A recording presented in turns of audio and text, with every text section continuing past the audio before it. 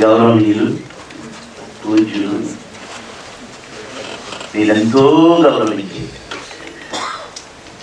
Director Mohan గారికి, the great director పై గారికి, నా సోదరులు ఇప్పుడే ఇచ్చారు మ్యూజిక్ డైరెక్టర్ కోటి గారికి, వేదిక విడాల్సిన అందరికీ పేరు పేరున విచ్చేసిన వారందరికీ పేరు పేరున, ప్రెస్ మీడియా సోదరులందరికీ పేరు పేరున నా నమస్కారం. ఎడిటర్ మోహన్ గారు వారి గురించి చెప్పాలంటే టైం ఏమో సరిపోదు, ఎందుకంటే ఒక సినిమా గురించి చెప్పడానికే సరిపోదు. నేను నటించిన అన్ని సినిమాల గురించి చెప్పాను.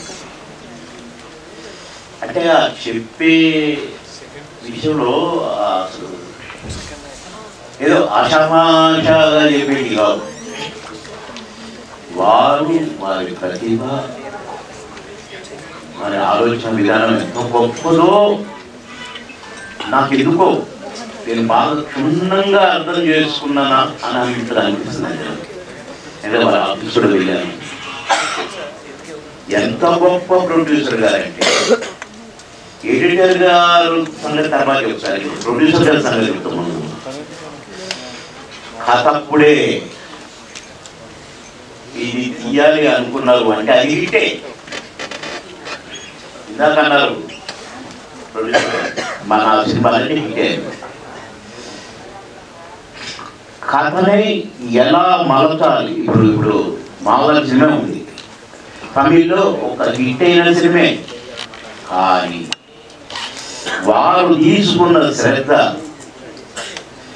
వారు దాన్ని తయారు చేసుకున్న తీరు, దీన్ని ఇంకా పెద్ద హిట్ కొట్టాలని వారు వేసిన ప్లాను అమోఘం. అంటే ఆఫ్టర్ ఆల్ బాగున్నాం అంటే క్యారెక్టర్లుగా కూడా, క్యారెక్టర్ ఫిట్నెస్ కూడా ఎలా ఉండాలో వారికి తోచినంత, వారికి తెలిసినంత గురి నేను ఎవరికి తెలియదేమో అనుకుంటున్నా. ఎందుకంటే నేను చాలా మంది ప్రొడ్యూసర్స్తో యాక్ట్ చేశాను, తెలుగు, తమిళ్, కన్నడ, ఈ అన్ని భాషల్లో కూడా చేశాను. నా అదృష్టం. కానీ వేళ్ల మీద లెక్క పెట్టే ప్రొడ్యూసర్స్ని నేను చెప్పగలుగుతాను. అంటే ఈ కోవకు చెందిన వారు క్యారెక్టర్ల హీరో దగ్గర నుంచి, కమెడియన్ల దగ్గర నుంచి ఈ క్యారెక్టర్కు ఇతనే కరెక్ట్ అనుకుంటే అతను వదలండి. డేట్లు కుదరకపోయినా వదలరు, సినిమా స్టార్ట్ కాకపోయినా పర్వాలేదు, కానీ ఆ ఆర్టిస్ట్ కావాల్సిందే అనుకుంటారు, ఆ హీరో కావాల్సిందే అనుకుంటారు. వాళ్ళ సక్సెస్ కారణాలు ఎన్నో ఉన్నాయి, ఎన్నో ఉన్నాయి. నా డేట్ కుదరలేదు. మామగారి సినిమా 30 రోజులు కావాలన్నా అప్పుడు రోజు 6 షూట్లు చేస్తున్నాను, 6 షిఫ్ట్లు పని చేస్తున్నాను. అక్కడికి నేను చాలాసార్లు రిక్వెస్ట్ చేస్తున్నాను ఆఫీసుకి, సార్ ఒక్కసారి నన్ను వదిలేండి సార్, ప్లీజ్ సార్, నాకు అస్సలు కుదరట్లేదు సార్. అంటే 30 నుంచి 25కి వచ్చారు, 25 నుంచి 20కి వచ్చారు, 20 నుంచి 15కి వచ్చారు. కానీ నేను 12 కంటే కుదరదు సార్ గురువుగారు అన్నాను. అంటే నాకు రిక్వెస్ట్ చేయడానికి కాకుండా 7కి వచ్చేంత పని అవుతుంది. లేదు, నువ్వే కావాలి, నువ్వే చేయాలి. అరే సార్ ఇంటిలో పడిపడతాను అనుకున్నాను. 3 సార్లు రివ్యూ చేశారు. నేను 3 సార్లు చూడటానికి కుదరలేదు. నా మీద చాలా కోపం వచ్చింది సార్ ప్రొడ్యూసర్ గారు. ఇది కావాలని కాదు, క్షణం తీరికలేక కుదరక, ఒక్కరోజే మెడ్రాసు, ఒక్కరోజే తిరుపతి, ఒక్కరోజే వైజాగ్, ఒక్కరోజే హైదరాబాద్. ఆ పొజిషన్ మళ్ళీ ఎక్కడికి వస్తే అక్కడ 5-6 shooting. 6 shift 4 to 6, 6 shift 4 to 6 ఉండేది. సరే మొత్తానికి 12, అసలు 30 రోజులు డేట్లు కొట్టగారించి, దాసరి గారించి అందరికి ఇస్తే నేను 12 రోజులు ఇస్తాను, నన్ను పెట్టుకోవచ్చా సినిమాలో? అంత క్రమశిక్షణ కలిగిన ప్రొడ్యూసర్ గారు, కమిట్మెంట్ ఉన్న ప్రొడ్యూసర్ గారు. కానీ వారి ధైర్యం ఏంటో పెట్టుకున్నారు. పెట్టుకోవడమే కాదండి, సినిమా రిలీజ్ అయిన తర్వాత నేను వైజాగ్లో ఉన్నాను షూటింగ్లో. నేను 2-3 గంటలు ఏదో నాకు కొద్దిగా రెస్ట్ ఇస్తే అమ్మ 3 గంటలు అనుకుందామని వచ్చాను. తలుపు కొడితే తీశాను, ఏడుకోమన్నా గుండె చల్లుమని నాకు. అమ్మ నన్ను పెట్టడానికి వచ్చారు, డేట్ అక్కడ కిరికిరి చేశాను, నేను డేట్ తొందరగా లేదు, 3 months దాకా నేను డేట్ ఇవ్వలేకపోయాను అని అనుకుంటే వచ్చి కూర్చున్నారు. కూర్చొని బాబు గారు చాలా బాగా చేశారు అన్నారు. అసలు అది చెప్పడానికి వైజాగ్ కావాలా? ఎడిటర్ మోహన్ గారు, గ్రేట్ ప్రొడ్యూసర్ గారు అని ఒక ప్రశంస నాకు. ఎట్లంటే నువ్వు సినిమా చూడది మంచిది, నేను బాగా కోపం వచ్చింది నాకు నీ మీద. అందరూ చూశారు కానీ నువ్వు న్యాచురల్గా చేసినట్టుంది అని చెప్పినట్టు నేను తెలుసుకున్నాను. అది ప్రొడ్యూసర్ అంటే. ఇన్ని సినిమాలు చేశాను కానీ అట్లా వచ్చి ఒక సినిమా సక్సెస్ అయితే సంతోషపడతారు, సెలబ్రేట్ చేసుకుంటారు. సరే డబ్బులు లేకపోతే అన్ని ఉంటాయి కానీ ఒక ఆర్టిస్టును ఏదో పని మీద వచ్చారో ఏమో, లేక నా కోసం వచ్చారు. వైజాగ్ వచ్చి ఎక్కడో షూటింగ్లో ఉంటే నన్ను నేనున్న హోటల్కి వచ్చి అభినందించారంటే ఇదిగా ప్రొడ్యూసర్ అంటే ఇలా ఉండాలి, గ్రేట్నెస్ అంటే ఇది అని చెప్పి చాలా సంతోషం. అలా చాలా ఉన్నాయి వారి గురించి చెప్పడానికి. కెమెరా పక్కన కూర్చుంటారండి, డైరెక్టర్ గారు పక్కన ఉంటారండి, కళ్ళు మాత్రం ఆర్టిస్ట్ మీద ఉంటాయండి. అంటే ఆయన ఏం చేస్తున్నాడు, డైరెక్టర్ చెప్తున్నాడు, ఎటు చూస్తున్నాడు, అన్ని మామూలు అర్థాలు 1000 భూతద్దాలు చూస్తుంటాయి. ఆ 1000 భూతద్దాలు చూసేది నగరే కావచ్చునేమో కానీ ఎడిటింగ్ అయిపోతుందండి మైండ్. ఎడిటింగ్ ఇక్కడ కరెక్ట్ బాబా, ఇది ఇక్కడ ఇది పెడితే ఇదే జరుగుతుంది. సినిమా అయిపోయేసరికి ఎడిటింగ్ అయిపోతాయి. నెగిటివ్ 50 లాగా ఉంటుంది కానీ ఎడిటర్ మోహన్ గారి దృష్టిలో సినిమా అయిపోయింది, ఎడిటింగ్ అయిపోయింది. ఆ ఎడిటింగ్ ఎప్పుడు బాగుండే రేంజ్లో ఉంటారు. ఇది వాళ్ళు గమనించిన గొప్పతనాలు.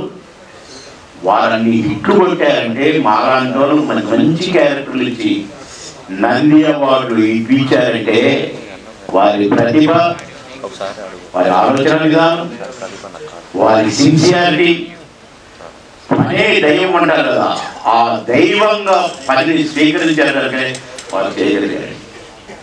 ఇట్లా సినిమా 1 గంట మాట్లాడితే కూడా సరిపోదు వారి గురించి కనుక వారు అందుకే ఎడిటర్ మోహన్ గారు అయ్యారు.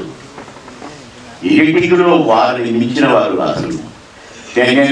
నేను అప్పుడప్పుడు గమనిస్తాను, చిన్న చూస్తాను అట్లా ఎడిటింగ్ అనుకోని నవ్వుకుంటాను. నాకు ఇష్టము సార్ అక్కడ కూర్చొని చూస్తూ ఆ షూటింగ్ చేస్తుంటే నేను బాగా సంతోషపడేవారు. అయితే ఇది ఎందుకు చెప్పానంటే వారేంటి అనేది అది చెప్పాను. ఇక హిట్లర్ మామగారి క్యారెక్టర్కు బావమ్మది క్యారెక్టర్కు ఈ హిట్లర్ క్యారెక్టర్కు సంబంధం ఉండదండి అసలు. అదే కాదు శుభమస్త అది ఏమంటే చూసుకోండి, శుభమస్త కూడా అసలు ఆ సుధాకర్ గారిని ఆ సాంగ్లో బాగా చిన్న బీట్లు దాంట్లో షూటింగ్ వదిలేసి తీసుకెళ్ళినట్టు ఎలాంటి క్యారెక్టర్స్ వేయించారు నాకు.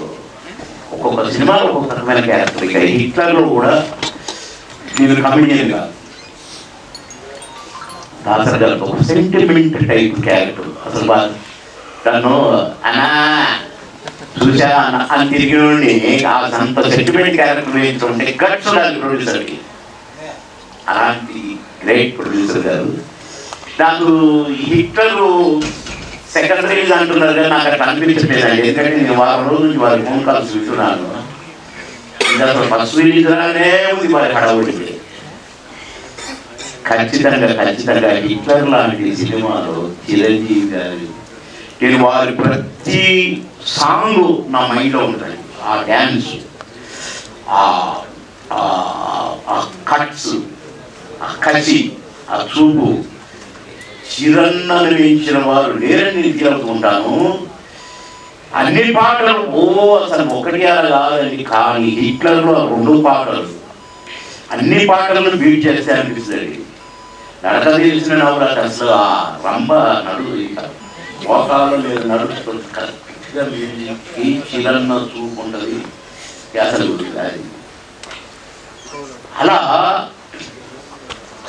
6 పాటలు హిట్ ఉన్న డ్యాన్సులతో ఉన్న సినిమాలతో పోయిన 2 పాటలు వర్తించండి. ఇది అందరికీ యాక్టర్లు కూడా మంచి సెంటిమెంట్ చిరన్న కంటపడి పెట్టుకొని అందులో అది చిరన్న ఒప్పుకునగా ప్రొడ్యూసర్ డ్రగ్స్ కూడా అండి, చక్కని బిషర్ట్ ప్యాంట్, రాముడు మంచివాడు. అసలు ఆ ఫ్యాక్టర్ను ఎప్పుడు చిరంజీవి గారు ఏ సినిమాలలో వేయ గమ్మత్తు రచి సింపుల్గా, కానీ ఇక అసలు చిరణ్ అంటే చిరణ్ అనుకోండి. అట్లా ఈ హిట్లర్ పిక్చర్ ఖచ్చితంగా నూతన సంవత్సరంలో రిలీజ్ అవుతుంది. మళ్ళీ డెఫినెట్గా విజయ ఎందుకంటే ఈ మధ్య కాలంలో చిరన్న కథ బయటికి రాలే, ఇంత ఊపు సినిమా రాలే, వస్తుంది ఇప్పుడు మళ్ళీ పాత రోజులు జడ్జనగర్ జనరే మళ్ళా అప్పుడు నెల్లూరులో చేశారు 100 days. కానీ ఈసారి ఈ దగ్గరలో హైదరాబాద్ షూటింగ్ చేయాలని కోరుకుంటున్నాను ఎటుమోహన్ గారిని. మేడం గారు విజయలక్ష్మి గారు మేడం గారు వచ్చారని తెలిసింది, వారి సత్యమణి గారు. అస్సలు ఈ ఎడిటర్ మోహన్ గారు ఇంత పట్టుదలతో పనిచేయడానికి కానీ మొత్తం వెనకాల నాకు ఆ మేడమే అనిపిస్తుంది. ఎందుకంటే ఉన్నత చదువులు వారు ఉన్నత చదువులు చదివిన చాలా విజ్ఞాని, కానీ వీరి విజయాల వెనక మాత్రం మేడమే డెఫినెట్గా. ఇక మా రాజా ఉన్నాడు, మా హీరో ఉన్నాడు, వాళ్ళని ఇక్కడ నుండి చూస్తున్నాను నేను. వాళ్ళని కూడా హిట్లర్ గారు లైన్లో పెట్టారు, కొడుకుని హీరోగా లైన్లో పెట్టారు. హిట్లర్గా 1800-1920 ఉన్నాయి తెలుగు తమిళ అన్నీ కలిపితే. కానీ ఫస్ట్ టైం సెకండ్ రిలీజ్ కాదు, ఇది ఫస్ట్ రిలీజ్ అన్నంత విజయాన్ని మీరు ఇస్తారని ప్రేక్షకులు ఎవరిని కోరుకుంటున్నాను. అడ్వాన్స్గా happy new year, happy new year, నూతన సంవత్సరం స్వాగతం. నమస్కారం, thank you very much sir. ఏంటది? అదే డైలాగ్ చెప్తా అన్నారు సార్ మీరు ఇందాక. ఈ సినిమా డైలాగ్ చెప్తా అన్నారు మీరు, హిట్లర్ సినిమా నుంచి డైలాగ్ సెంటిమెంట్ ఎక్కువ పండించారు కాబట్టి ఎక్స్క్యూజ్ చేస్తున్నాము. మీకు కూడా advance happy new year. So Godfather director Mohan Raja garu మాట్లాడవలసింది.